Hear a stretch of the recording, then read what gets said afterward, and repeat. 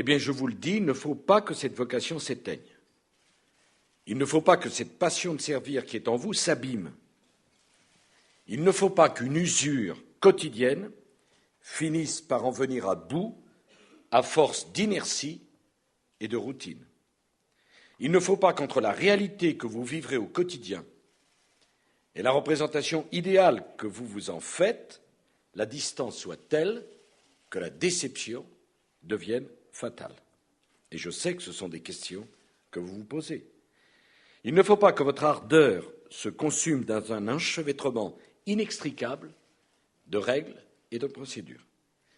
Il ne faut pas que toute votre énergie s'épuise à essayer de lutter en vain contre le rouleau compresseur des logiques bureaucratiques.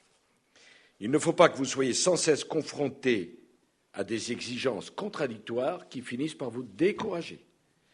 Il ne faut pas que vous soyez démoralisés parce que votre travail ne serait pas reconnu, parce que vos efforts ne seraient pas récompensés, ou parce que vous seriez tout simplement privés des moyens de remplir correctement votre mission.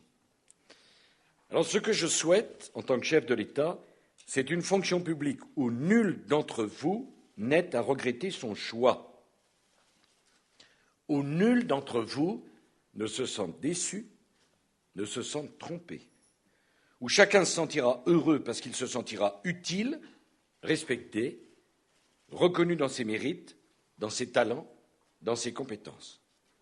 Nous devons donc refonder une fonction publique où les fonctionnaires n'auront pas le sentiment d'être réduits à l'impuissance parce qu'ils ne savent pas toujours ce que l'on attend d'eux, parce qu'ils ont trop souvent le sentiment d'être mal aimés, mal considérés, parce qu'ils servent un État qui fonctionne mal, qui ne répond pas à ce que nos concitoyens sont en droit d'en attendre, qui perd toute continuité et toute cohérence dans la valse hésitation des réformes qu'on multiplie sans jamais oser les mener jusqu'à leur terme.